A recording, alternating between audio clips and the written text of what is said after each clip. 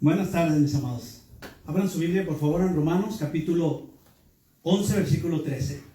Y estamos aquí en la clase, la honra del ministerio. La clase de hoy se titula Un ministro de Dios, la más grande honra, parte 1. Esto va a constar de 3 partes, muy interesante, así que les recomiendo. Un ministro de Dios, la más grande honra, parte 1. Y bueno, como siempre les recordamos, lo más importante no es dónde servimos, sino a quién servimos. Entonces ya cuando tenga usted Romanos 11:13 me dice, por favor. Ahorita para calentarnos un poquito del frío, ¿sí? Vamos a orar. Bendito, poderoso, amado Padre Celestial, venimos ante ti para darte honra y gloria, darte las gracias porque tú nos das, Señor, tu palabra, con la cual podemos nosotros aprender, pero también, Señor, podemos aplicarla y sabemos que es una palabra viva. Pedimos una palabra rema, Señor, sobre todo aquellos que estamos sirviendo.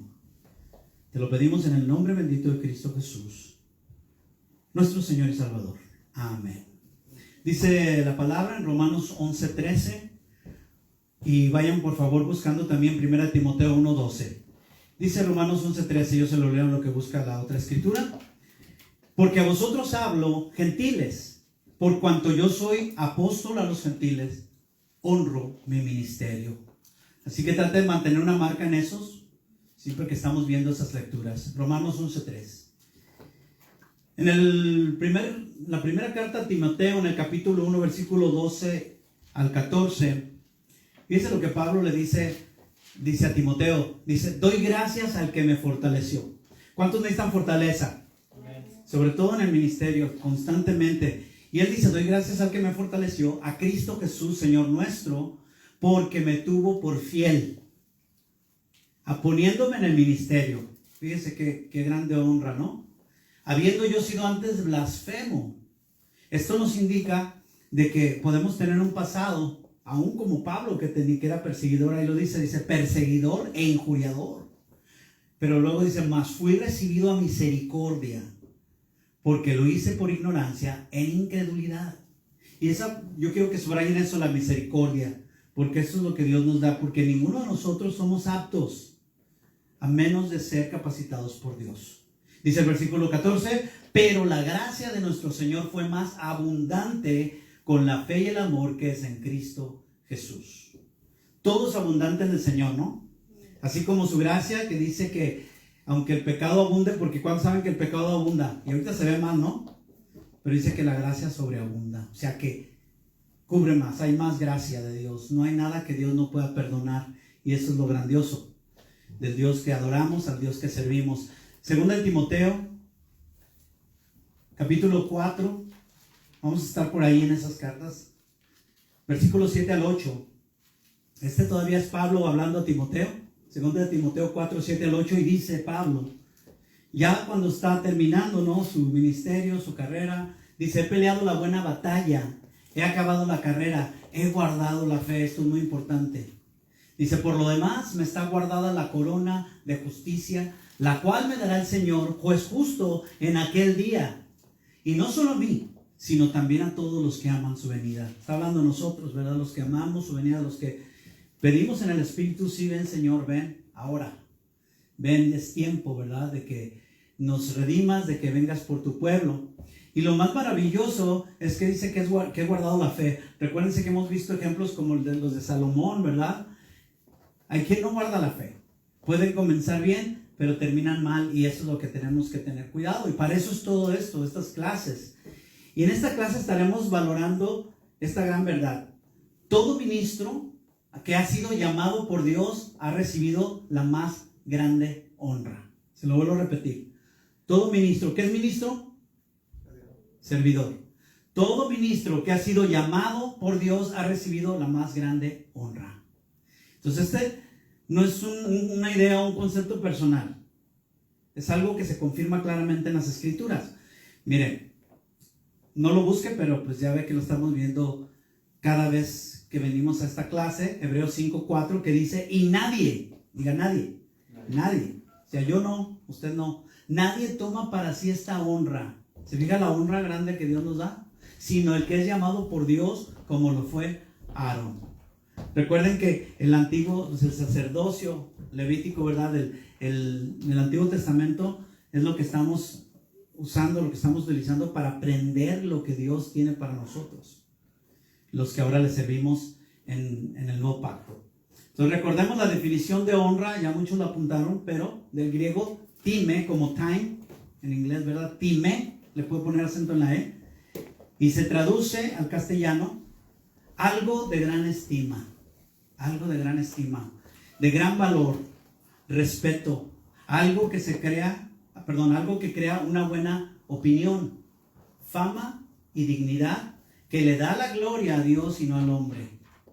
Rápidamente, entonces honra, algo de gran estima, de gran valor, respeto, algo que crea una buena opinión, fama y dignidad que le da gloria a Dios y no al hombre. Eso es algo que yo se los digo siempre, hermanos. El ministerio es para darle gloria a Dios, no es para darle gloria al hombre. Es imposible, si estamos así no vamos a llegar a ningún lado. Bueno, en lo que espiritualmente hablamos, para bien. Otras versiones de Hebreos 5:4, como las he leído, fíjense lo que dice la Nueva Versión Internacional. Nadie ocupa este cargo, porque es un cargo, es una responsabilidad. Dice, nadie ocupa este cargo por iniciativa propia. Dice, más bien lo ocupa el que es llamado por Dios, como sucedió con Aarón. Fíjense qué tremendo. Ahora, la palabra de Dios para todos, para darle a otros más sencillos, fíjense lo que dice Hebreos 5:4.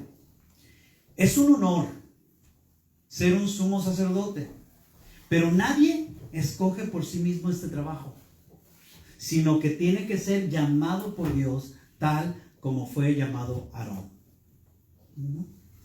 Y pues lo bueno es de que vemos y estudiamos el Antiguo Testamento y así nosotros sabemos a qué se refiere, ¿verdad?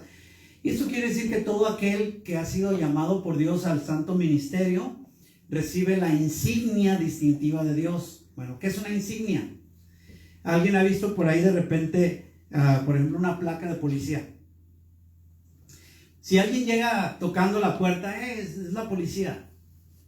Bueno, si somos inteligentes, ¿verdad? ¿Qué es lo que le preguntamos? Sobre todo en México, ¿no? ¿Qué le preguntamos? A ver, identifíquese, ¿verdad? ¿Y qué les enseñan? La pistola, no. Una placa, ¿sí o no? Ahora esa placa, esa es una insignia. Esa placa obviamente pertenece, ¿qué tal si ustedes ven? Por ejemplo, estamos en la ciudad de Oxnard, pero ¿qué tal si ustedes ven una placa que diga, pues, el San Quintín?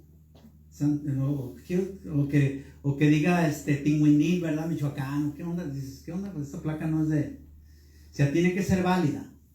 Tiene que ser Oxnard Police Department, ¿verdad? Y lo vende, no, pues es la policía de aquí. Entonces es una insignia, es una marca que distingue a una persona, y tómenlo en cuenta porque va a ser algo que les va a quedar grabado, ¿verdad? Entonces distingue a una persona como miembro de un grupo o una organización con un cargo o un grado de rango, ¿verdad? Porque ya ve que los policías hay rangos, hay sargentos, etcétera, ¿no? Y también con una función, todos son diferentes, ¿verdad? Así como en un ejército también. Entonces, la placa de un policía es un buen ejemplo, y eso, bueno, vamos a ver lo que cómo nos va a ayudar a entender un poco lo que nosotros somos en cuestión del servicio de Dios. Entonces, la distinción del elegido no radica en su capacidad, la cual es necesaria. Sabemos que es necesaria la capacidad, ¿verdad? Pero ahí no radica ahí, sino en la importancia de quién lo eligió. ¿Estamos? Eso es lo importante. No es en lo que yo pueda hacer. Entonces, así como la honra del individuo, ¿verdad? Honrado la determina que el grado de dignidad de quien lo honró. ¿Sí? Es uno de los atributos que nos habla del carácter de Dios, es que Él es el único digno. Sí sabemos, ¿verdad? Ninguno de nosotros somos dignos, pero Dios es digno de toda gloria, honra y honor. Por eso, si nosotros no le damos gloria, honra y honor, adoración, es fatal eso. Es algo que se debe de hacer. Aunque no lo creamos, es algo necesario. Así seamos nosotros personas ya, seres humanos que caímos de la gracia, y lo vamos a ver, pero Él es digno, no importa. No importa quién sea, Él es digno de adoración. Mire, no lo busque, pero Apocalipsis 4:11 dice: Señor, digno eres de recibir la gloria y la honra y el poder. ¿Sí? ¿Se acuerda que cantamos esa alabanza, no? Dice: porque tú creaste todas las cosas y por tu voluntad existen y fueron creadas. ¿Se acuerdan? Que decimos: Señor, digno eres tú. Y luego decimos: de recibir honra y poder. Para que sepa que de ahí sale Apocalipsis 4:11. Dice: porque tú creaste todas las cosas. ¿Ok? Bueno, entonces nunca jamás será lo mismo ser honrado por un siervo que por un rey, ¿verdad? ¿Qué pasa de repente? Como hay algo que se entrega, se me fue el nombre, pero la medalla de honor que entrega un presidente del país, nomás él puede entregarla. ¿Sí? The Freedom, Medal of Freedom, creo que se llama, aquí en Estados Unidos. Es un gran honor. No importa lo que tú hagas, te lo entregan porque es un reconocimiento a lo que tú haces, que eres destacado en cierto oficio. Pero ¿quién lo está dando ese honor? El presidente del país más poderoso. Entonces imagínate que se da una chincle por ahí nomás: a ver, te voy a dar una medalla. No, pues ¿qué? Ni le tomas en serio, ¿verdad? Les digo yo como pastor: te voy a dar una medalla. Por allá, pastor. No invente. Pero el presidente te llama, ya está algo, ya son palabras mayores, ¿no? Por lo tanto, si el que nos ha honrado poniéndonos en un ministerio es digno, así lo será el que lo recibe. O sea, lo que recibiremos de Él. Todo lo que recibimos de Dios es digno, viene de Él. O sea, imagínate. O sea, si Él es digno de toda honra, gloria, adoración, poder, Él es santo, Él es puro, Él es perfecto, ¿cómo vendrá todo lo que Él da? Como dice, ¿verdad?, la palabra: toda buena dádiva, todo perfecto desciende de lo alto, del Padre de las luces, ¿verdad?, en que no hay mudanza ni sombra de variación. Entonces Él es el único. Así que lo que le da valor a algo o a alguien es la profundidad con la que se estima o se valora. Lo que vemos en Dios es maravilloso, es grande, es lo que estamos aprendiendo, ¿verdad? Por ejemplo, ya este ejemplo, valga la redundancia, se los había dado hace unas 3 o 4 sesiones, y es el oro como metal, ¿verdad? ¿Cuántos les gusta el oro? ¿Verdad? ¿Que te regalen oro? ¿Estarías contento? Pues claro, ¿verdad? No sería el oro como metal, pues no sería diferente a otros metales si no fuera por sus cualidades, pero sobre todo por el aprecio, por la estima en que se tiene, la que se le ha dado ¿quién? El ser humano, ¿verdad? Es un metal valiosísimo. Dices, no es lo mismo si te traen un fierro a oro, ¿verdad? Dices, esto no vale. El fierro, un metal, cualquiera. Entonces, el aprecio que le ha dado al hombre, no tanto por su utilidad, que la tiene mucho, sino por la belleza de su apariencia, porque eso fue en un inicio lo que como el oro se utilizaba. Ahora tiene muchísimas, lo utilizan en muchas cosas. Así que su verdadero valor estriba en el hecho de lo que el hombre lo ha valorado, lo ha estimado, ¿verdad? Por lo tanto, su verdadera honra y valor pues no radica en sus cualidades intrínsecas, que son las que lo caracterizan, pues, sino en el ser preferido por el hombre. Es como cualquier otra cosa. Entre más escaso sea aquello que tú quieres, pues sube de precio, ¿verdad? Si hay mucho, como plaga, ¿no? Dices, aunque por más que sea, dices, no, pues hay un montón de eso. Pero de repente si algo es escaso, pues lo valoran, dicen, no, es que hay poco de eso. Es difícil de conseguir, ¿no? Entonces, hablando pues en cuestión de quién es el que le da ese valor, en otras palabras sería, si fueran por decir, en lugar de los hombres, que fueran los perritos los que valoraban el oro, ¿tendrían la misma honra o su valor? Pues no. El hombre sí le da el valor porque pues, es el ser inteligente aquí, es el que negocia y todo, pero bueno, los perritos les gusta, ¿verdad? Les gusta también la pompa de agua y hacen sus necesidades, ¿verdad? La de los bomberos. Pero pues no. Así que aplicando estas comparaciones al ministerio, podemos concluir que lo que distingue a un ministro no son sus cualidades o méritos personales. ¿Estamos? Esto tenemos que hacer hincapié mucho. No es lo que nosotros logramos, lo que pensemos, que seamos muy inteligentes, que seamos muy hábiles, etc. O sea, es el haber sido escogidos por Dios, ¿sí? Esto lo podemos ver a través de la palabra en toda la Biblia, en Moisés, por ejemplo, ¿no? Entonces, fuimos escogidos por Dios para realizar un servicio a favor de su santo propósito. Es todo, no es para nosotros. O sea, obviamente nos beneficiamos porque es para nuestra salvación, la redención, para poder conocerle, pero no es, o sea, el propósito es para Él cumplir sus ideas, sus deseos, su voluntad. Entonces nosotros realizamos ese servicio hacia su propósito. Y aún así, pues nadie puede amar, ¿se acuerdan que lo dijimos? Nadie puede amar, estimar y valorar el ministerio si no ama, estima y valora a Dios. No se puede. No se puede.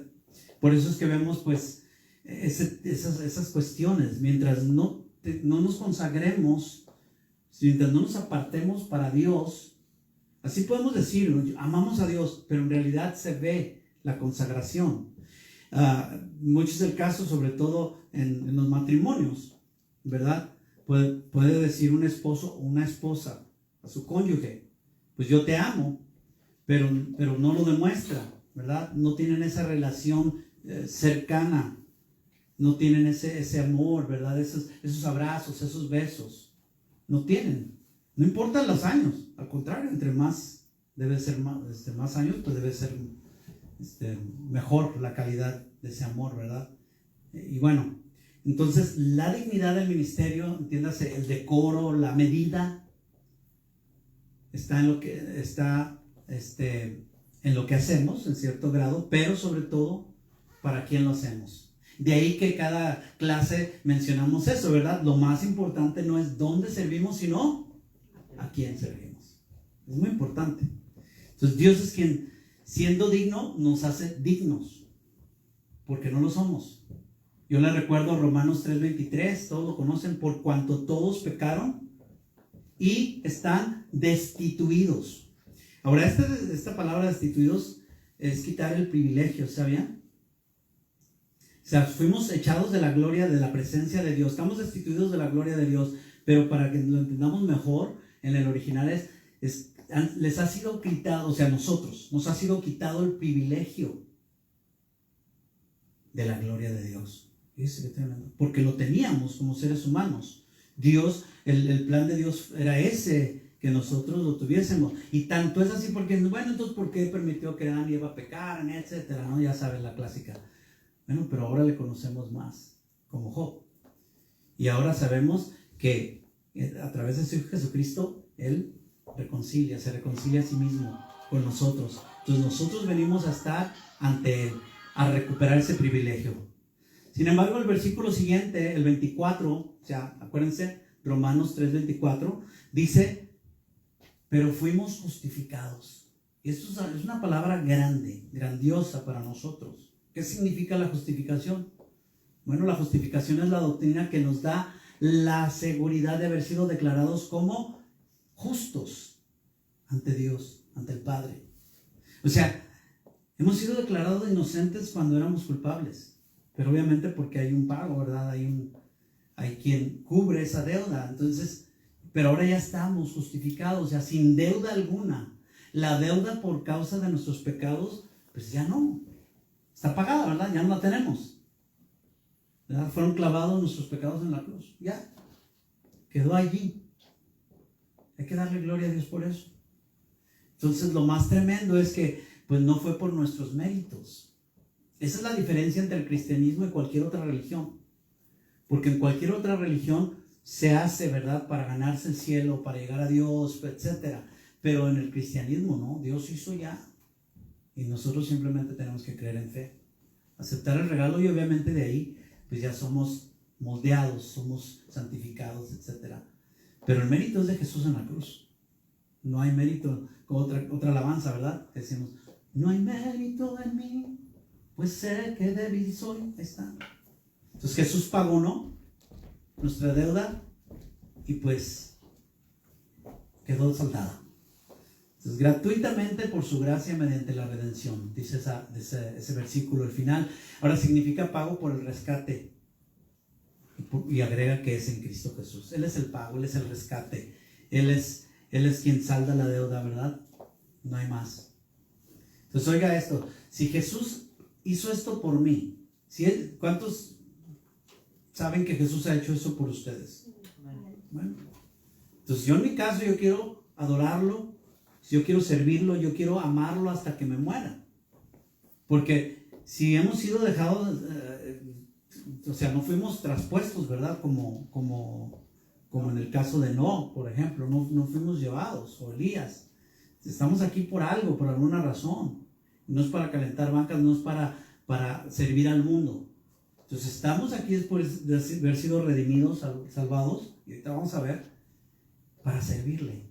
Entonces si me muero en Cristo, pues me voy con Él. Excelente. Pero mientras esté aquí, servirle. Así que ninguna profesión, esto es algo que tenemos que entender y tener en claro, porque hay mucho menosprecio a través de la iglesia de Cristo, la iglesia moderna, o sea, no entendemos que ninguna profesión o oficio secular puede compararse con la honra de ser un ministro de Dios. No hay. Podemos tener alegrías, podemos tener cierta satisfacción, ¿verdad? Y hay cierta honra en todo, ¿no? En lo que se hace legalmente, en lo que se hace para dar de comer a nuestros familiares, etc. Pero nada como la honra del ministerio. Ser presidente o embajador de alguna nación del mundo tiene su honra, ¿verdad? Dice, no, es un presidente, etc. Recibir algún premio Nobel, ya sea de paz, de literatura, de ciencia, tiene su honra. O sea, muchas cosas podemos nombrar. El tener una buena carrera, profesión, como médico, administrador, etcétera, pues es bueno, ¿no? Tener un oficio, ser el mejor constructor, pintor, plomero, etcétera, es muy bueno. O ser una buena ama de casa, doctora, enfermera, secretaria, etcétera. Todo eso es muy bueno. Todo eso tiene su recompensa. Pero todo es humano. Pero nada de eso puede compararse con el privilegio de ser un ministro cristiano genuinamente llamado por Dios. ¿Sí? Genuinamente llamado y capacitado por Dios para servir. Mire, vaya a 2 Timoteo 1:8.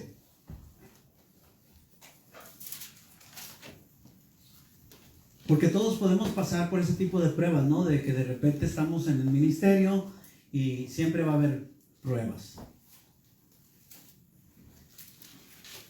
Pero las pruebas son más que nada una manera en que el Señor pues, nos va puliendo, nos va dando crecimiento. A veces con todo y remilgos o reniegos que uno pueda tener, pero eventualmente el que realmente sirve a Dios, el que lo ama, ¿verdad? Será como un Elías, ¿no? De repente que tuvo sus traspiés, pero a final de cuentas reanuda su ministerio y sigue adelante. En 2 Timoteo 1:8 dice, por tanto, este es Pablo a Timoteo, ¿verdad? No te avergüences de dar testimonio. Esta palabra testimonio viene del griego marturión, que de ahí viene el mártir, hacer un testimonio, fíjese, y significa ofrecer evidencias claras y contundentes. Claras, o sea, que no haya duda. Por eso le dice Pablo, oye, no te avergüences de dar testimonio, de que seas genuino, de que seas claro en tu persona, en tu ministerio. Ahora, ¿de quién? ¿De quién vas a dar testimonio? Ahí dice, de nuestro Señor. Y luego dice, ni de mí, o sea, Pablo, dice, ni de mí, preso suyo, sino participa de las aflicciones. Y aquí habla de sufrir adversidad por el Evangelio según el poder de Dios.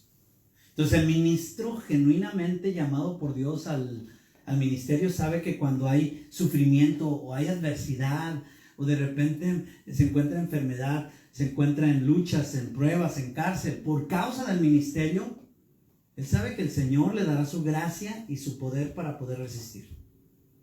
Por eso pregunta mucha gente, dice, oye, y todos esos los mártires, obviamente tenemos nuestra manera de pensar, decimos, no, hombre, yo no me quisiera ver en esa situación. Por supuesto que no, ¿verdad? De donde te van a cortar la cabeza y te piden negar a Cristo. Y eso es ahorita, no estamos hablando de un futuro. Eso ha sucedido en el siglo XX, fue muchísimo lo que sucedió en el comienzo de este siglo también.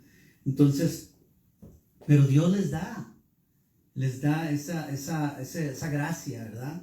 esa condición para poder soportar esa prueba si realmente son genuinos, ¿verdad? Para poder resistir. Entonces, cuando Pablo experimentó el dolor y el sufrimiento por causa de ese aguijón a su carne, ¿verdad? Que Dios le puso, ya hemos hablado, ese mensajero de Satanás que lo abofeteara de día y de noche. ¿Pero por qué? Sabíamos que era necesario. ¿Por qué? Porque Pablo tenía esa tendencia a enorgullecerse, a hacer alarde, porque ese es su carácter. O sea, por eso hablamos del carácter, que era necesario cultivarlo, necesario llevarlo al carácter de Jesús, ¿verdad? Que no tenía eso.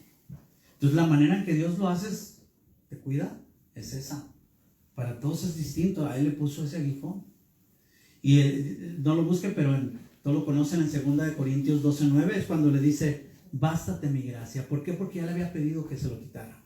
Se vale pedir, pero ya la respuesta es de Dios. Dice: bástate mi gracia, porque mi poder se perfecciona en la debilidad.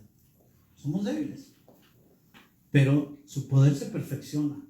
Tenemos que darle la honra a Él y la gloria para poder ser maleables, ¿verdad? Como el oro, que seamos moldeables. Entonces, hay dos causas, entre otras, por las cuales surge la adversidad. Y esto debemos de conocerlo ya para estas alturas del partido, la mayoría de nosotros, ¿no? ¿Por qué surge la adversidad o el sufrimiento o la necesidad? Bueno, hay dos. Y la primera es por nuestras malas decisiones, sea cual sea. Y la segunda es por el Evangelio. No más, ¿verdad?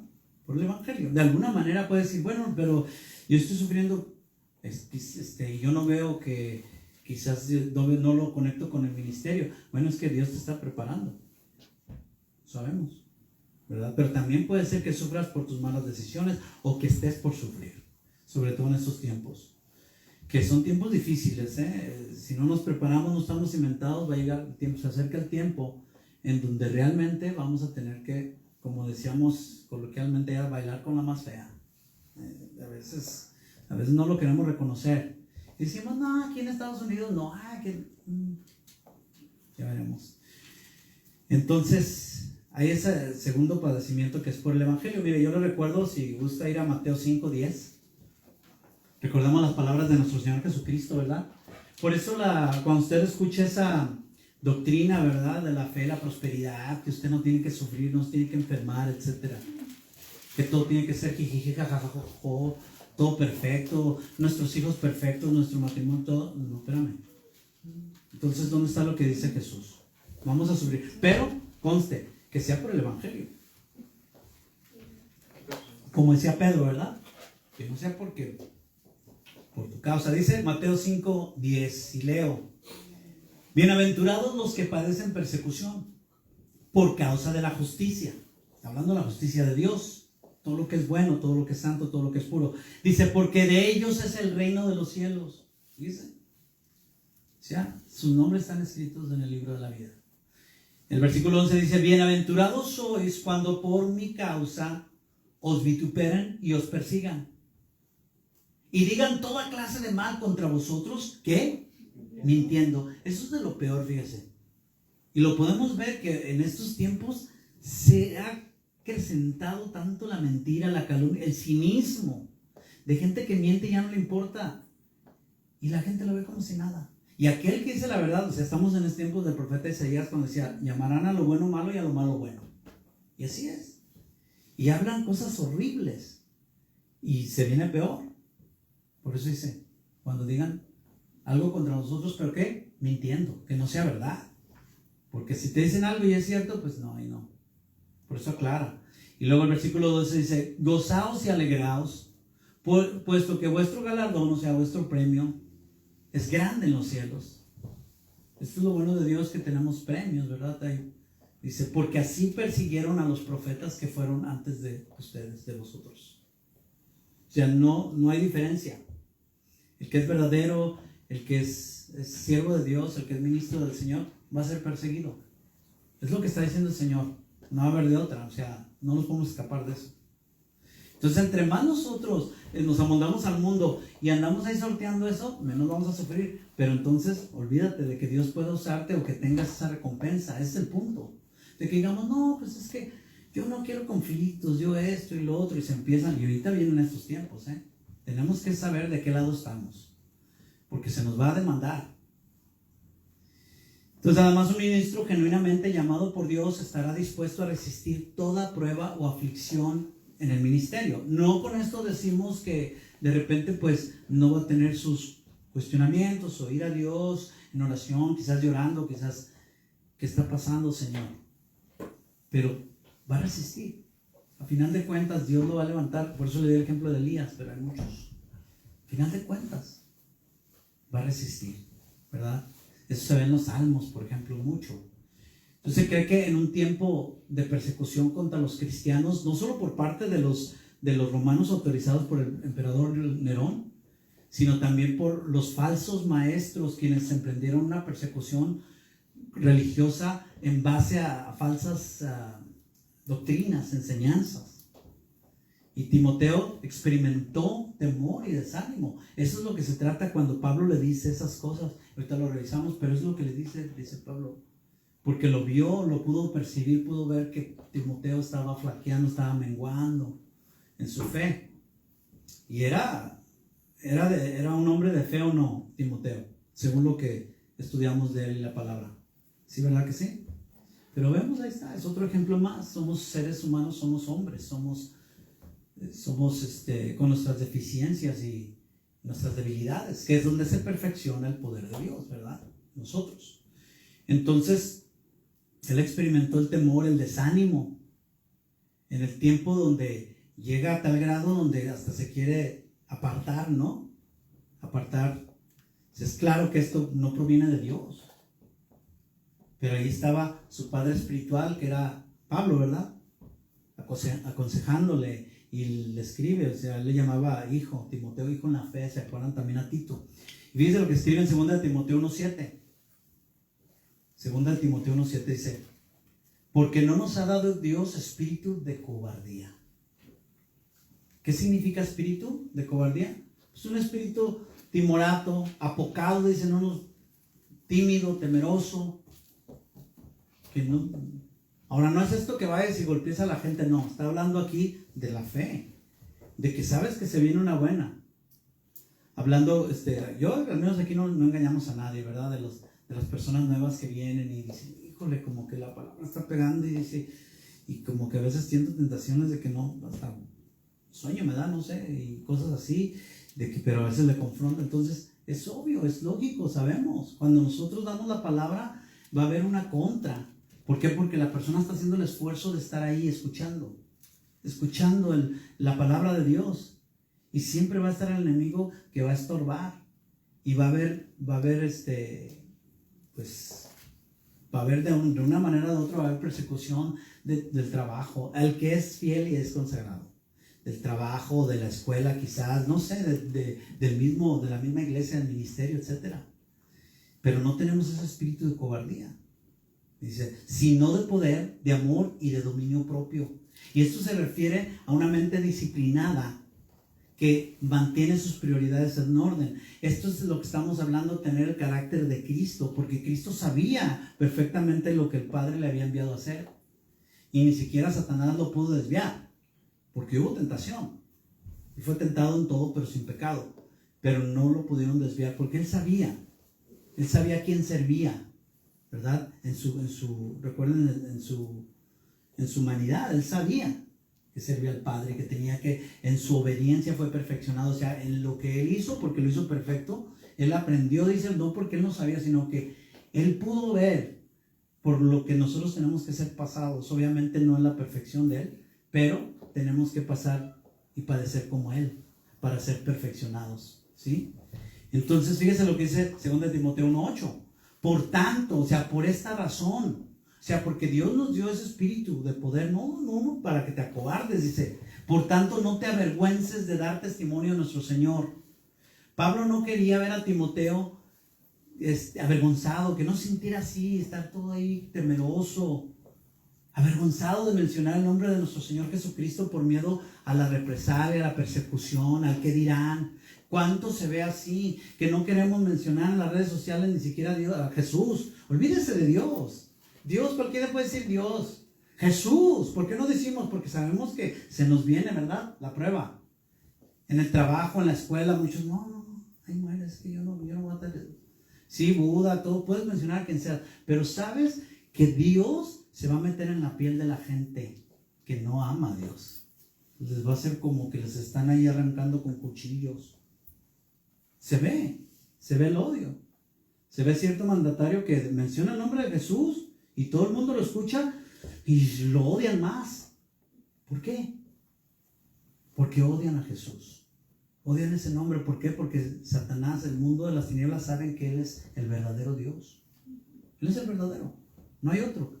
Si yo menciono a Dios en el trabajo, yo me daba cuenta. En el trabajo secular yo mencionaba a Jesús y ya los tres así se incomoda la gente. Se incomoda. Pero muchos tan acostumbrados a para nada sacar el nombre de Jesús que dicen, no, ¿para qué vamos a alborotar, hacer aspavientos? ¿No? ¿Para qué vamos a hacer olas? No hagas olas, dicen. Bueno. Entonces, ese era Timoteo en ese tiempo, ¿verdad? Por eso, él no quería que tuviera ese miedo, dice, no te avergüences de dar testimonio del Señor, ni de mí, dice. Preso suyo, la palabra de Dios para todos, fíjese cómo lo pone, dice, prisionero por servir a su causa. Ahí está el sufrimiento de Pablo. Es diferente al que es prisionero de repente porque cometió un delito. Bien merecido, ¿no? Como decía el apóstol Pedro.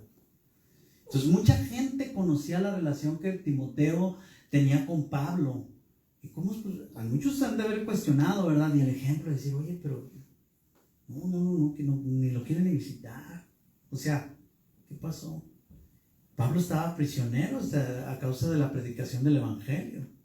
O sea, se le vino encima. Y por tanto, y pues en su relación con Pablo, pues la vida y la libertad de Timoteo estaban en peligro. O sea, eso se entiende. O sea, no es de que Timoteo, el miedo de él estaba infundado. Él sabía por qué temía, porque estaba temeroso y avergonzado. Es que viendo a Pablo, ¿no? Nosotros ahorita, es que si no nos vamos al contexto histórico, ¿verdad? Nosotros decimos, no, aquí las cárceles son un hotel de 5 estrellas, 4 estrellas, vamos a decir 3 estrellas mínimo, ¿no? Sus 3 comidas bien suave. Tienen más derechos que los que están afuera. Pero ahí no era así. El tiempo de Pablo no era así, era horrible. Era horrible el estar prisionero, era de lo más asqueroso también. Porque había muchos lados donde, pues, como le pasó a él y a Silas, ¿verdad? Cuando Silvano, cuando los encadenaron a un cepo de lo más profundo, era el peor calabozo y había de todo, excremento de gente y todo, porque no crean que lo mantenían muy limpio. Ahora ya hasta te dejan libre porque, hoy para que no te dé el COVID. Pero asesinó a fulano, no importa, es que no se puede infectar. Ya me dieron ese tiempo. No. Entonces Pablo continúa diciendo, o sea, no te avergüences de nosotros, dice, sino participa de las aflicciones por el evangelio según el poder de Dios. Y esto la palabra de Dios para todos dice, más bien, o sea, en lugar de avergonzarte, comparte conmigo el sufrimiento. Imagínate que digamos así ahora no se oye eso, ¿verdad? No, hermano, comparte conmigo el sufrimiento, entonces no se raje. No, hermano, es que mira, me ando pasando por esas pruebas. No, mira, estamos así, pero ya vendrá nuestra redención. No se habla así. Pero eso es lo que dice la palabra. Comparte el sufrimiento por la buena noticia de la salvación con el poder que Dios nos da para soportarlo. Eso es lo que significa según el poder de Dios. O sea, el poder que Dios te da para soportarlo. O sea, tú no te preocupes de que, es que van a venir y me van a arrestar y me van a sacar y me van a echar y van a hacer esto y Tú no te preocupes. Porque Dios, si tú eres obediente, si es por Él que sufres, eres bien dichoso, dice Jesús. O no creemos. Entonces, Él se va a encargar de que tú aguantes. Y al contrario, el verdadero cristiano consagrado debería tener esa, si es realmente por Jesús, ¿verdad? Si es realmente por el evangelio, ese gozo que tenían Pedro y Juan, ¿verdad? Cuando los azotaron, que dice que estaban gozosos, que lo habían azotado. Ahora no te van a azotar así. Bueno, quién sabe ahorita ya cómo están las cosas, ¿verdad? Cómo te va a ir. Pero entendemos, ¿verdad? Que era horrible la manera en que trataban en ese tiempo los derechos humanos, olvídese. Ahorita ya están queriendo hasta asesinos de sangre fría. ¡Ay, perdónenlos! ¿Y la gente? ¿Y la gente que quemaron vivos, que hicieron esto, que destazaron? la gente no entiende. Dicen, ay, es que, pues Dios es el Dios de todo, y obviamente si ellos se arrepienten, Dios los perdona, ¿no? Pero las consecuencias que tenemos en la vida, pues es muy distinto. Se tiene que pagar. Y así es la ley de Dios, por eso Cristo murió. Porque si hubieran dicho, no, pues perdón, ¿qué tiene? ¿Cómo? Pero alguien tiene que pagar. ¿Qué pasa entonces con la justicia? Con la persona que sufrió ese daño. Entonces, dice, comparte conmigo ese sufrimiento, ¿verdad? Dios nos ayudará a soportarlo. El versículo 9, 2 Timoteo 1 sigue diciendo, ¿quién nos salvó? ¿De quién nos salvó? Bueno, pues ¿nos salvó de qué? ¿De qué nos salvó Dios? De la muerte. Del más allá de la muerte. Del infierno, de la condenación eterna. Dice, y llamó con llamamiento santo. Y aquí se traduce del griego sagrado, llamamiento sagrado. Dice, no conforme a nuestras obras. ¿Ve cómo estamos entendiendo? Del griego trabajo, labor, esfuerzo, carisma, habilidad o capacidad. Eso es lo que se refiere. No es conforme a tu capacidad, no es conforme al carisma que tú tienes, a lo bonito que hablan, a lo bonito. No es conforme a lo que tú sabes hacer. No. Dice, no conforme a nuestras obras. Pregunta, ¿podrá alguien estar en el ministerio con su arduo trabajo, labor, esfuerzo, carisma o capacidad humana bajo el argumento de que bien lo hace? No, sí, ¿cómo no? Sí hay gente en el ministerio así, ¿cómo no? O sea, no deberían. La pregunta es, ¿podrá alguien estar en el ministerio? Y sí yo entiendo que la pregunta se puede entender de dos maneras, ¿verdad? ¿Podrá? Estamos hablando de la manera de Dios, pues no. Pero sí está. ¿Sabía usted que hay predicadores, maestros, músicos, cantantes en el día de hoy que están en el ministerio solo porque lo hacen muy bien profesionalmente? ¿Sí saben, no? Los escuchamos todo el tiempo. Y no vamos a quitar de repente que Dios aún utiliza todo eso. También, o sea, Dios utiliza de repente, muchos se sienten culpables de que, ay, pero que es que Dios escuchaba. Bueno, pero Dios los utilizó tú. Ellos se desviaron, ¿no?, del camino, o de plano no estaban. Entonces, pero al margen de lo bien, entre comillas, que lo hacen, que trabajan, porque ellos trabajan, ese es el punto. No a la manera que decía Pablo, trabajamos, porque él se refería obviamente al esfuerzo que Dios le encomendó, con las fuerzas de Dios, etcétera, con el poder de Dios. Pero estos sí trabajan por ellos mismos. Entonces no solo son llamados, sino que muchos de ellos ni nacidos de nuevo son. Ese es el punto grave. Que hay mucha gente en los ministerios de las iglesias cristianas, iglesias de sana doctrina también, que no son siquiera nacidos de Dios. ¿Miren? Y eso es una cuestión grave. Es una cuestión grave. Pueden ser personas, ¿quién no ha visto que se puede uno engañar, ¿verdad? ¿Quién no ha visto personas que se portan hasta mejor que los cristianos y no son cristianos? ¿Verdad? Que dicen, no, ni malas palabras dices, buen esposo, buen ciudadano, buen marido y todo. Y esos son los más difíciles porque les dices, no, pero es que no es por obras. Todos hemos sido destituidos. Romanos 3:23, ¿verdad? Todos fuimos echados. ¿Sí?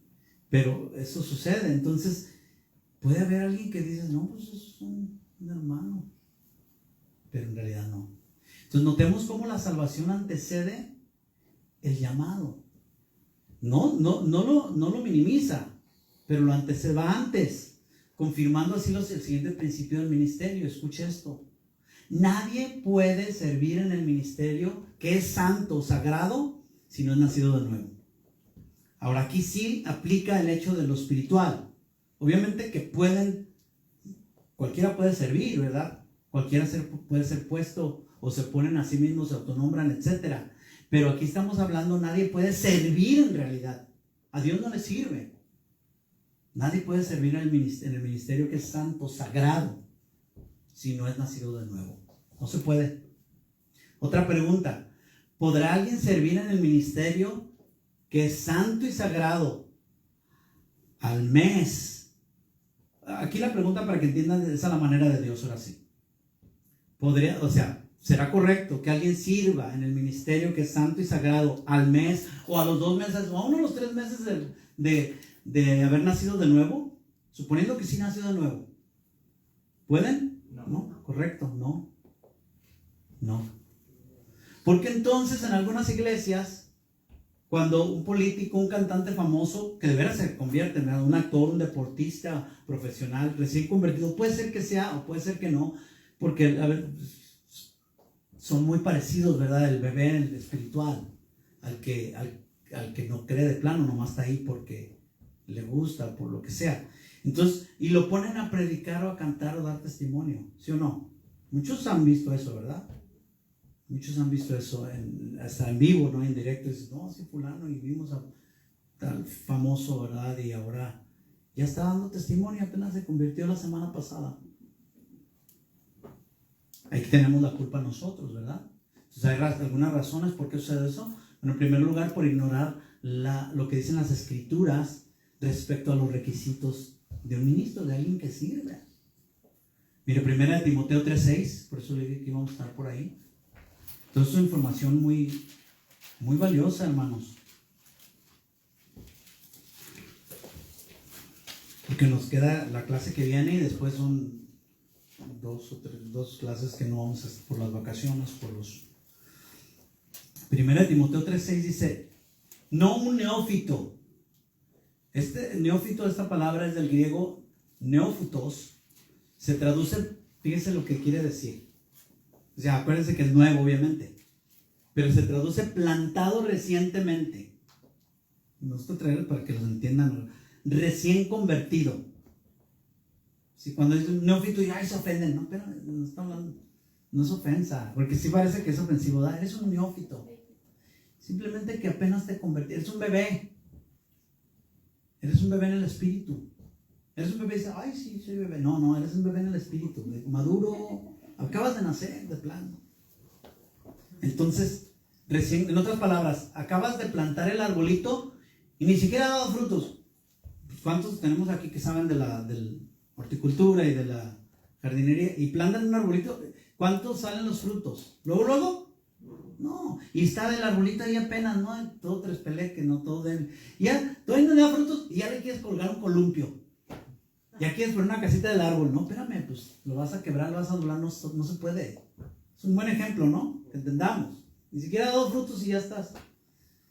Se va a doblar, se va a quebrar, se va a pandear, como dicen. No lo cargues porque se pandean. Como los burritos, ¿verdad? Que les echaban demasiada carga y andaban así. Y fíjese por qué dice, ¿por qué me refiero a eso? Dice, no sea, o sea, que no pongas a ese recién plantado, recién convertido, no sea que envaneciéndose caiga en la condenación del diablo. Y aquí envanecer es del griego tufo, así, tufo, con doble O, y se traduce como un llenarse de humo con un olor desagradable. Fíjese qué tremendo. O sea, de ahí viene, yo creo, el tufo, ¿no? Cuando dices, es un tufo, apesta. Entonces, tufo, llenarse de humo con un olor desagradable. Y eso, ¿qué es lo primero que dicen a la gente? Cuando alguien es arrogante, que dice, ese tiene la cabeza llena de humo, ¿sí o no?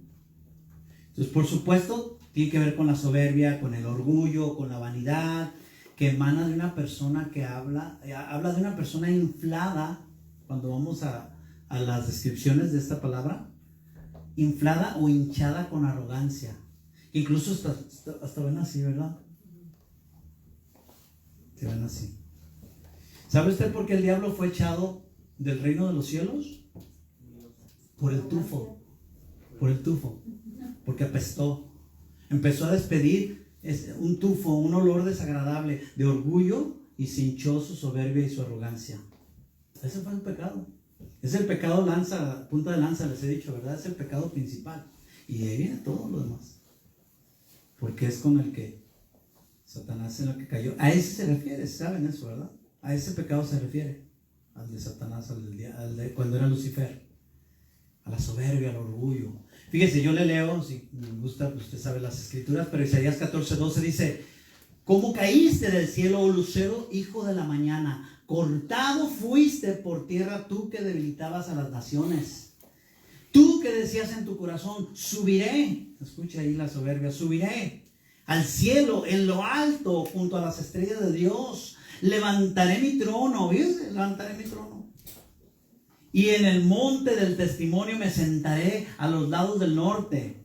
Dice Isaías 14:14, sobre las alturas de las nubes subiré y seré semejante al Altísimo. Eso es una arrogancia tremenda. O sea, no voy a ser mayor que Dios, voy a ser como Él. Imagínense.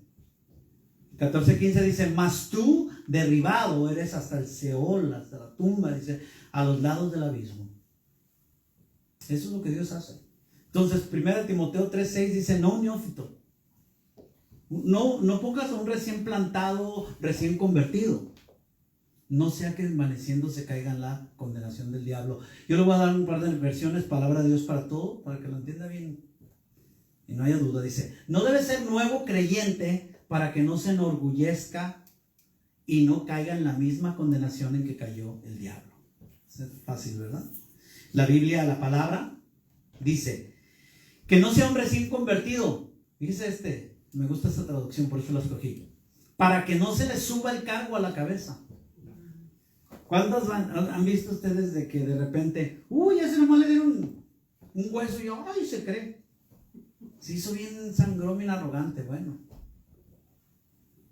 dice, para que no se le suba el cargo a la cabeza, dice, y se haga merecedor, dice acreedor, pero pues, para que lo entiendan mejor, merecedor de la misma condenación que el diablo. O sea, si somos así, vamos a tener la misma condenación. Eso es lo que nos está diciendo la palabra, no hay engaño.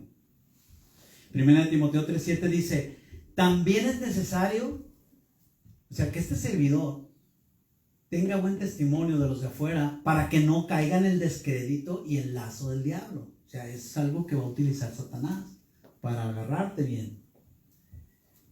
¿Sí? Vamos luego a los requisitos de los diáconos. 1 Timoteo 3:10 dice, y estos también sean sometidos a prueba primero. ¿Se da cuenta? O sea que cuando se somete a prueba a cualquier servidor, a cualquiera de nosotros, no es antibíblico, al contrario, es necesario. Muchas veces lo pasamos por alto, pero no se debe. Entonces aquí se refiere a la prueba del carácter. ¿Recuerda que la semana pasada lo hablamos? La prueba del carácter. No la prueba de saber qué puede desarrollar, qué puede hacer, si puede hacer una tarea bien o no la puede hacer. No. Aquí lo más importante es el carácter. Ya lo hemos dicho. Con todo se puede trabajar menos con los rebeldes. No se puede. Con los soberbios, los rebeldes, no se puede. Con todo lo demás, si alguien que de repente, como decían por ahí, no, pues la está regando cada rato, pero es algo que no lo hace sin querer, pues. Ahora sí como el chavo, dice, fue sin querer queriendo y tumbó todo, ¿no? Pero no lo hizo por maldad. Bueno, se puede trabajar cuando se le enseña. Pero alguien que es orgulloso, no. Alguien que es rebelde tampoco, no se puede. ¿Verdad? No se puede, acuérdense, no se puede pastorear cabras. Las ovejas sí, porque es su naturaleza, pero las cabras no, esas andan solas. Suéltenlas para que vean, solitas andan. Entonces se refiere al carácter, ¿verdad? No a la prueba de saber qué puede desarrollar bien una tarea ministerial o no. Dice, y entonces, o sea, después de ser probados, y entonces ejerzan el diaconado si son irreprensibles, solamente. Y aquí el griego diaconeo es servir, ser ministro. Y su definición puntual es atendiendo a la mesa. Porque muchos dicen, no, pues ahí están, ¿verdad? En el libro de los Hechos, los diáconos. Tenían que ser llenos del Espíritu Santo de buen testimonio para atender las mesas. Que uno puede decir, oye, aquí le está diciendo para cualquier servicio de la iglesia.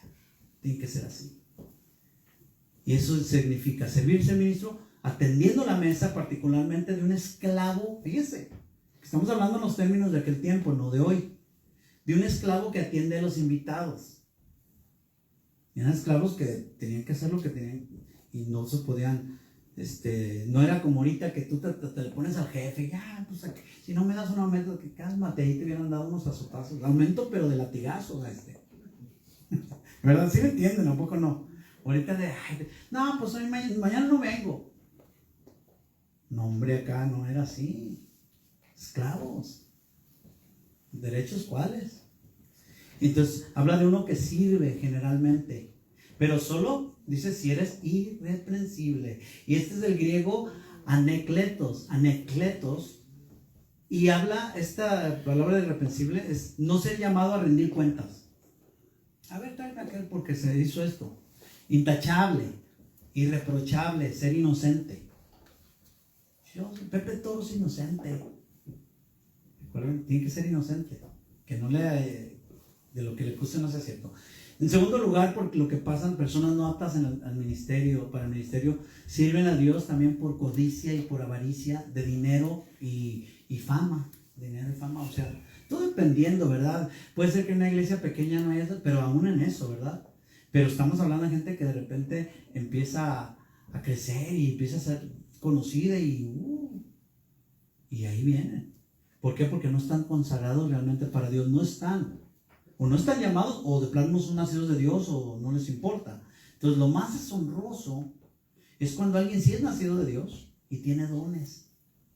Y dice, ministros que trafican con el evangelio de los dones. Que de repente tienen dones. Imagínense a alguien que tenga un don de sanidad, que los hay, y que lo ande cobrando. Se puede, Dios permite todo. Pero así será su condenación, su castigo, ¿no? O cualquier otro don que tenga y lo esté cobrando.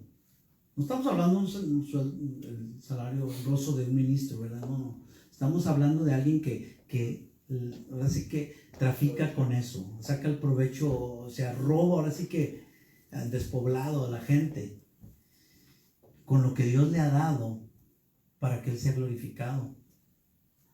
Eso no glorifica a Dios. Por ejemplo, a un famoso, ¿verdad? Esto yo he oído tantas cosas entre pastores, hermano, de iglesias que de repente el que está encargado le dice, ¿sabes qué? Te invito y a dar tu testimonio, a predicar, a cantar, lo que sea, y de lo que se colecte yo te doy el 50%. Vamos michas. ¿Te imaginas? Invitas a esos que son famosos, ¿no? Entre comillas. Y la gente, como le encanta eso, ay, vamos a ver a este, es que vamos a... Bueno, y pagan, y todavía, aparte de que pagan la entrada, dan ofrenda. Oye, ni Luis Miguel hace eso. Luis Miguel cobra la entrada y pues es su trabajo, ¿no? Pero te imaginas que saliera Luis Miguel, ahora hermano, ahora público, querido amado público, hermanos del diablo. Dice, querido público, ahora vamos a colectar una ofrenda. ¿Qué van a decir? ¿Estás loco este? Pues más locos estamos nosotros porque eso se hace. Ahora no estoy hablando de ofrendas que realmente para el siervo y que sale del corazón, y que es otra cosa, ¿verdad? Cuando es algo ya obligado y que dicen, no, ya ustedes se entienden. Dios sabe claramente cuando ya la gente va así, con esa intención. Miren la instrucción y el ruego del apóstol Pedro a los ministros. Yo se lo leo, primera de Pedro 5:1. Fíjense, qué tremendo. Pedro nos dice a todos, ¿verdad? Nos dice, ruego a los ancianos, o sea, del griego es presbíteros, miembros del concilio, los encargados, personas con autoridad delegada por Dios, obviamente, para administrar asuntos de la iglesia. Obispos, pastores, maestros, etc. Y dice, entonces, 1 Pedro 5:1, dice, ruego a los ancianos que están entre vosotros, yo anciano también con ellos, yo también soy un líder, ¿verdad? Dice, y testigo de los padecimientos de Cristo, en este caso Pedro, que soy también participante de la gloria que será revelada. El versículo 2, apacentad la grey de Dios que está entre vosotros. Aquí apacentar ya se los he dicho, pero apacentar tiene que ver con la sana alimentación espiritual del rebaño. También incluye su protección, ¿no? El orar, que el Señor dé esa protección, esa cobertura. Dice, cuidando de ella. No por fuerza, sino voluntariamente. Es como aquel que lo vemos, ¿verdad? En el trabajo, nuestros hijos, de repente, ve a hacer aquello y vas a fuerzas. No es porque te nació a ti, porque, ay, yo voy a ir a cuidar de eso. Ay, yo voy a... ¿verdad? Y vas, pero vas a fuerzas. O sea, no por fuerza, no, sino voluntariamente, dice, no por ganancia deshonesta. Ahora, obviamente aquí incluye ese llamado por Dios, porque podemos negar el llamado, pero no sé. Yo no sirvo a Dios. ¿Usted cree que hay quien tiene llamado y no le quiere servir a Dios? Claro. Entonces, no, tampoco es por ganancia que tú te tomes un beneficio, dice, sino con ánimo pronto. Ánimo pronto. El versículo 3 dice, no como teniendo señorío sobre los que están a vuestro cuidado. Si hay una autoridad, obvio, ¿verdad? Que es la que Dios da. El caso puntual de Moisés, por ejemplo. Pero pues no tenían que tener, o sea, ¿qué pasaba con Moisés? Casi lo apedreaban. Pero iba con el Señor. Decía, Señor, mira este pueblo. Pero imagínense que Moisés los hubiera agarrado con el callado, ahora sí callado vas a quedar, ¿verdad? Acuérdense que golpeó la piedra dos veces precisamente por eso, la segunda vez porque en su enojo no escuchó al Señor. O sea, él estaba ya enojado, lo que era muy raro en Moisés, pues. Y ahora una vez tratado por Dios, porque dice que era el más manso de la tierra, imagínense. Es calmado, estaba apaciguado, pero en esa ahora sí que le salió el viejo hombre. Y por ese enojo desobedeció a Dios. Y le deshonró y como deshonraste. Ahora Dios hizo lo que, aún el milagro, fíjense, eso es lo que tenemos que ver. Por eso siempre les he dicho, cuando ustedes vean, no, pues Dios lo usa a fulano. Sí, pero también se ve Dios, o sea, Dios dice, lo hace porque Él lo promete. Pero no por eso quiere decir que esté de acuerdo con el ministro, con lo que está haciendo. Entonces, el versículo 3 dice, no como teniendo señorío sobre los que están a vuestro cuidado, sino siendo ejemplos de la grey. Ahí está. Por eso siendo testigos, ¿verdad?, del carácter de Cristo. Entonces, volviendo a Pablo allá en Timoteo 2, en 2 Timoteo, capítulo 1, versículo 9. Porque le aconseja a Timoteo, ¿verdad?, en cuanto a Dios, y le dice, ¿quién nos salvó? Volvemos a ese punto. 2 Timoteo 1:9. ¿Quién nos salvó? Dice, y llamó. ¿Se da cuenta qué ocurrió primero? Nos salvó. Si nos salvó y llamó con llamamiento santo, pero especifica el llamamiento sagrado. Dice, no conforme a nuestras obras, ya lo vimos, sino según el propósito suyo y la gracia que nos fue dada en Cristo Jesús antes de los tiempos de los siglos. Era que Dios ya tenía sus planes. No era de que, oye, olvídate. No. Ahí se ve en el Antiguo Testamento simplemente que Él capacitaba a uno a los joyeros, a uno a los que esculpían. Él los capacitaba, Él les daba. ¿De qué te jactas? ¿Qué te puedes jactar de decir yo hago esto? Sí, pues qué bueno que hacemos buen trabajo o algo, pero Dios nos da todo. Entonces la expresión llamó con llamamiento santo se refiere primero al llamado, a la salvación y luego al llamado al ministerio. Es decir, al servicio de evangelización. Ese es también, ¿sí?, edificación, cuidado y sana nutrición de todos aquellos que vienen a formar parte de la familia de Dios. Acuérdense que no solamente todo el que crea y sea bautizado, dice también, dice, instruyanles en todo. En todo. Mateo 28, 16 en adelante, al 20, en el 20 es cuando dice, o sea, no nomás es de que, ya hacemos discípulos y ya nos separan en la iglesia, ya lo bautizamos, pero el hermano, no, ni viene. Entonces, ¿cómo lo discipulas? Dice, enseñándoles todas las cosas. Pero si no se paran, bueno, pues entonces hay algo anda mal, ¿verdad? Nos vamos a ir a forzar, levántate al latigazo. A fajazo, así como mi mamá nos llevaba a la iglesia a veces. Párense, flojos. Pero íbamos. Entonces se refiere al llamado de la salvación, ¿verdad? Al llamado al ministerio, al servicio de evangelización, edificación, cuidado, sana, nutrición a todos los que vienen a ser parte de la familia. Entonces todo ministro que ha sido llamado por Dios ha recibido la más grande honra. ¿Estamos de acuerdo en eso, verdad? Todo aquel, por más humilde que sea, por más, no importa, ha sido llamado al ministerio, ha recibido una grande honra, la más grande que existe. 2 Corintios 3:6, Dios se lo le dice, el cual asimismo nos hizo ministros competentes. Esto ya lo hemos visto, ¿verdad? Se refiere a la capacidad dada por Dios para hacer la obra del ministerio. No importa lo que nosotros sepamos hacer, Él nos capacita para lo que nos va a poner. ¿Sí? Ministros, nos hizo ministros competentes, dice, de un nuevo pacto. No de la letra. ¿Cómo saben qué significa eso? La letra. Gracias. la ley, porque ya saben, ya esto ya es viejo, pero ya saben que muchos sacaron de ella, ay, la letra, que el estudiar, que no, se refiere a la ley. Porque dice, no es la letra, sino del espíritu, porque la letra mata, mas el espíritu vivifica. Y se entiende, la ley de Dios es buena en lo que es, en lo que su beneficio para nosotros es que nos muestra con claridad el carácter perfecto y santo de Dios y nuestra inmundicia. Entonces, para lo que es la ley es perfecta, pero no nos salva de nada. Al contrario, nos condena. ¿Sí estamos? Porque por eso dice Pablo, no, es que yo no entendía de la codicia, pero la ley, o sea, me hace pecar, o sea, es porque me está diciendo. Si no hay ley, pues no hay ley, ¿verdad? Si no hay una ley, si no hay un alto, por ejemplo, una ley vial, un alto, yo salgo de mi casa, no hasta el alto, pues yo puedo pasarme la calle con mi carro. Pero en el momento que ponen ese alto y yo me lo paso y hay un policía de tránsito me dice, hey, violaste la ley. Oh, pues yo no estaba aquí, no importa.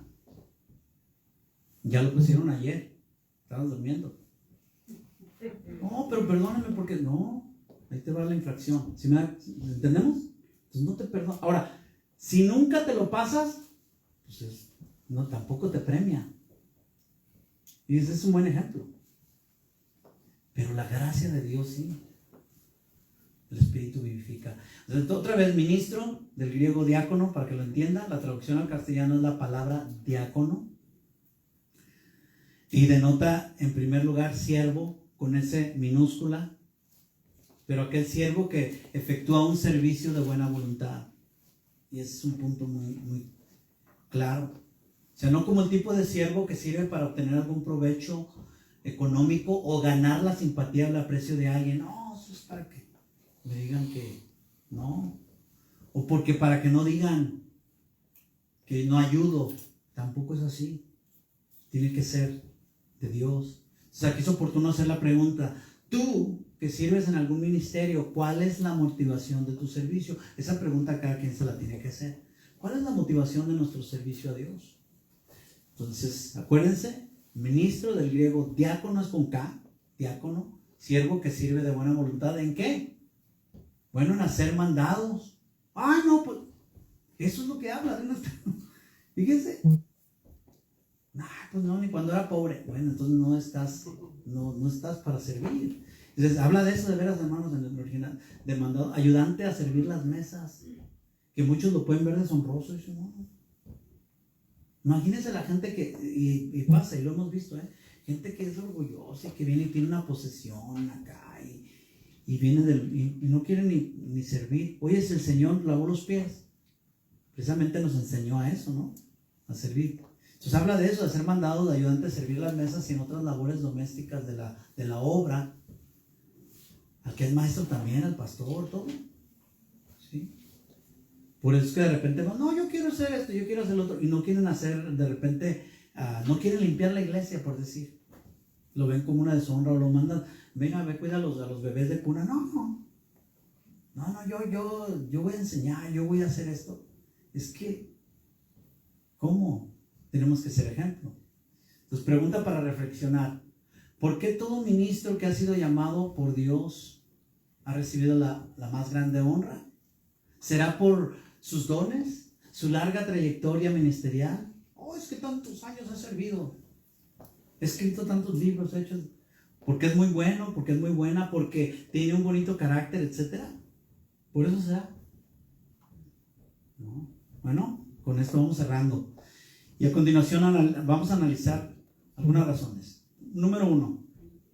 Porque todo aquel que es llamado por Dios al santo ministerio, en ese llamado recibe la insignia distintiva. Por eso les hablé al principio, ¿se acuerdan? Esa placa, esa insignia de la elección divina. Esa insignia, eso que te distingue. ¿Verdad? Es como que de repente, si tú eres imagínate como pues, la gente que llegues y no tienes, cuando no daban las licencias de manejo, tú dices, pues, andabas ahí ahora sí, a la de Dios nomás. Y te pararon a ver, de tu licencia, no, pues no, pero esa va a ser tu insignia, porque, no, mire, si la tengo, ya soy parte de los privilegiados de manejar en el estado de California, por ejemplo, ¿no? Entonces te da esa elección. Entonces, insignia es una palabra de latín que se traduce señal, sello distintivo. Entonces, insignias es una palabra en latín que se traduce como señal o sello distintivo.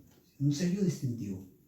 Por ejemplo, el emblema de alguna corporación, negocio, institución, asociación, o sea, o la bandera de algún país, ¿no? Así representa, eres representado en ella, etc.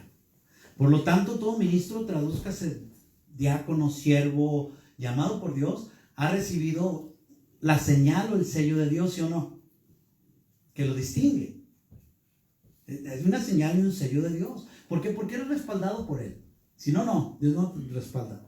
¿Qué decía Moisés? No, pero es que yo, ¿qué voy a hacer? ¿Y que quién les diré que tú ve? Y tú diles, yo soy el que soy y te envía, y va a ir Aarón contigo y él sabe usar las palabras. Okay. Yo me encargo. ¿Quién lo está representando? Lleva el sello de Dios, la señal que lo distingue. Dios capacita o habilita esto, capacita o habilita para ejercer el oficio santo del ministerio. Ahora, vamos a terminar leyendo Éxodo 28:1. ¿Cuál era la insignia que distinguía al sacerdote del Antiguo Testamento? Lo hemos visto. Yo se lo voy a leer. La respuesta la encontramos, reitero, Éxodo 28:1. Fíjese lo que distinguía al sacerdote.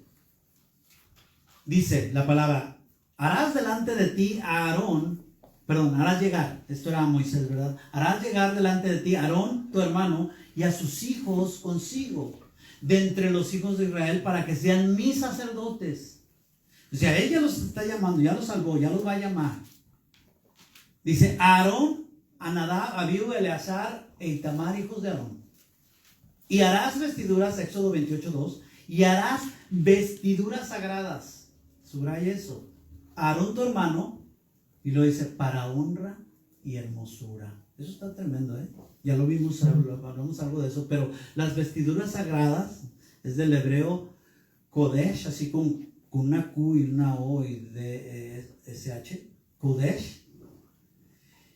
Objetos o personas, estas vestiduras, objetos o personas, tanto el sacerdote como sus vestiduras pertenecen a Dios.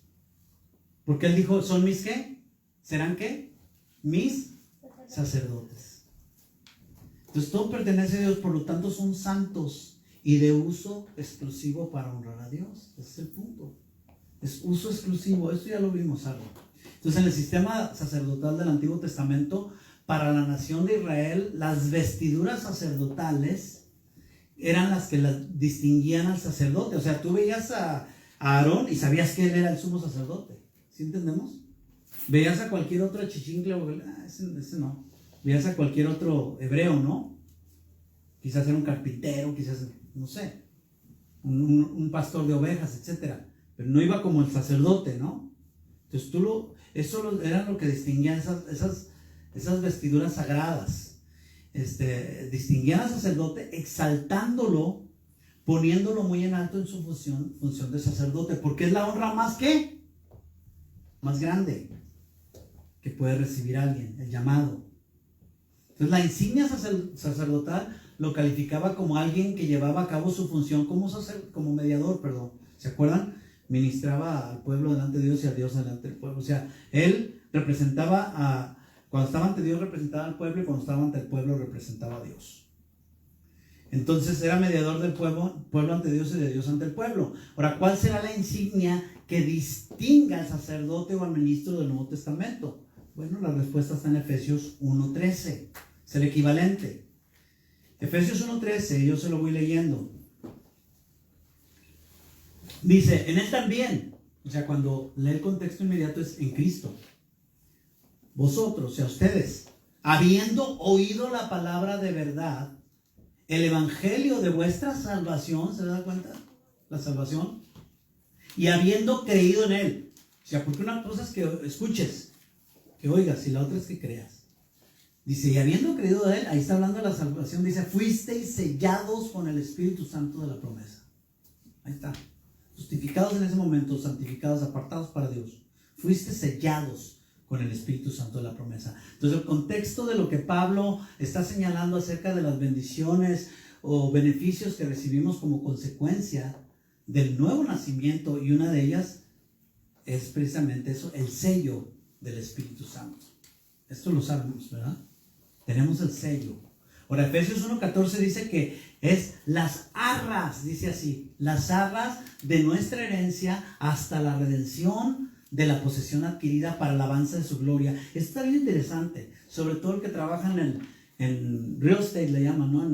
Vendiendo casas y etcétera, propiedades. Las arras. O sea, no tienes esa todavía, pero ya tienes una garantía, porque eso, arras de nuestra herencia, es del griego arrabón, y es garantía, eso significa arras, garantía, dando la idea del anticipo. Se habla de un enganche, eso es. Pues ya di el enganche, eso ya está prácticamente asegurado, ¿verdad? Todavía no me lo entregan. El enganche que se entrega como un depósito, el depósito de una cantidad, ¿verdad? Con lo que se garantiza una obligación, o sea, es que ya esta persona dio el enganche. Por ejemplo, llegamos a lugares donde ya tienen, dice sold, y ya dieron la mitad de algo, de un artículo, pues ya lo pierdes si no lo vienen por él. Entonces lo más seguro es que la persona lo va a agarrar. Así que ya está enganchado, ya está asegurado, es una arra, es una garantía, y eso es para nosotros. Ahora vamos a concluir. Entonces, el sacerdote, el ministro, que es legítimamente llamado por Dios, cuenta con la insignia, cuenta con el sello imborrable del Espíritu Santo de Dios. Así de sencillo, no puede ser de otra manera. Por ejemplo, hay 4 verdades que se establecen por medio de un sello, y eso sucede en lo secular. Un sello es 1, seguridad; 2, autenticidad. Obviamente estamos hablando de un sello válido. Seguridad, autenticidad, propiedad y autoridad. Por lo tanto, estas 4 verdades están contenidas en el sello del Espíritu Santo que nos da pues la seguridad. Esa es la número 1. No solo de la salvación, sino de contar con el respaldo de lo que les dije. Dios, si no respalda, olvídate. Tenemos la insignia, Él nos respalda. Entonces, no solamente de la salvación, tenemos la seguridad de que Él nos respalda cuando se trata de hacer la obra del ministerio. Número 2, porque quien nos llamó es auténtico, es verdadero. La autenticidad que hablamos al comienzo de esta enseñanza es aquel que es digno, todo lo de que emana de Él es digno. Y 3 nos hizo de su propiedad a través de la obra redentora de Jesús, ¿verdad? ¿Cómo nos compró? Nos compró, ¿verdad? Con la sangre de Jesús, por precio de sangre. Y 4 y último, nos dio de su autoridad, porque eso lo habla toda la Biblia. ¿Para qué? Para predicar el evangelio, echar fuera demonios, orar y que los enfermos se sanen. Eso dice el evangelio, ¿por qué no? Más que muchas veces no creemos. Somos hombres y mujeres de poca fe. ¿Qué es lo que decía Jesús? Dice, hombres de poca fe. Dice, si fuera como un grano de mostaza. O sea, que no está hablando de cuán grande sea tu fe, con que tengas fe. Dice, poquita fe. Un grano de mostaza. Dice, dirás a este monte, salte y échate al mar, ¿verdad? Y lo hará. Por eso es importante el no contristar pues al Espíritu Santo de Dios. Y con eso cierro, dice Efesios 4:30, y no contristéis, o sea, no aflijas, entristecer. Y mucho de esto puede venir porque hay un llamado y nosotros hacemos caso omiso de él. Decimos, ahí me hago, ahora sí como nos hacemos como que la Biblia nos habla. ¿Qué? ¿Quién? No contristéis. No aflijas, no entristezcas al Espíritu Santo de Dios. Obviamente habla también del pecado que puede haber en nosotros, etc. Dice, con el cual fuiste sellados para el día de la redención. ¿Se da cuenta? Y ahí habla de la tercera persona de la Trinidad, que es el Espíritu Santo de Dios, una persona al punto de poder ser entristecido en nosotros. Son maravillosos, son misterios de Dios tan grandes, ¿verdad? O sea, Dios, Padre siendo santo, que no puede haber pecado, ¿cómo puede habitar en un cuerpo pecaminoso? Esos son misterios grandes y maravillosos. ¿Amén? Es el consolador por algo. Así como nuestro Señor Jesucristo vino mucho tiempo, hizo las veces del Espíritu Santo, pero cuando Él partió dijo, les enviaré, no los dejaré solos, les enviaré el Espíritu Santo. Ese es el sello, es nuestra insignia, es lo que nosotros nos identifica. Y pues, como lo dije, nos da todo eso, ¿verdad? La seguridad, la autenticidad, la propiedad, el sentido de propiedad porque le pertenecemos, y la autoridad. Vamos a inclinar nuestro rostro en reverencia al Dios de los espíritus. Padre poderoso, bendito, gracias te damos porque tú eres bueno, Señor, porque tú has traído tu palabra y, Señor, por medio de ella tú nos santificas. Ayúdanos, que tu Espíritu Santo nos dé convicción, sobre todo de pecado, que nos despierte, Señor, que nos des claridad, Señor, en el llamado que tú nos has dado, si es que nos has llamado. Pero sobre todo te damos gracias por la salvación. Y para aquel que aún no ha sido redimido de sus pecados, Señor, aquel que no ha creído en verdad, toca su corazón, Señor, en este momento. Todo el que escuche, toca su corazón, Señor. Aún de aquellos que de repente sirven y que no han sido redimidos, que sus nombres no están escritos en el libro de la vida.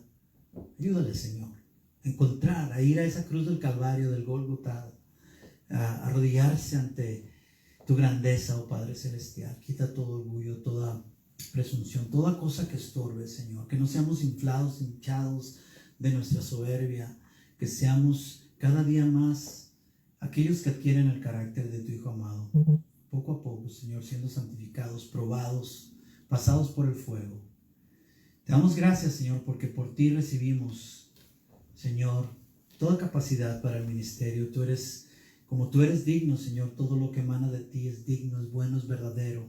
Y tu poder, Señor, es el que nos vivifica a través de tu Espíritu Santo. En el nombre de Cristo te damos honra, te damos gloria y te damos gracias, Señor, por el privilegio de salvarnos y de llamarnos con un llamamiento santo, sagrado. Bendito seas, Padre Celestial, que estás en el trono, y al Cordero de Dios que está a tu diestra. Toda la honra y la gloria sea por los siglos de los siglos. Amén. Dios les bendiga, mis amados. Ha sido palabra de Dios para todos ustedes.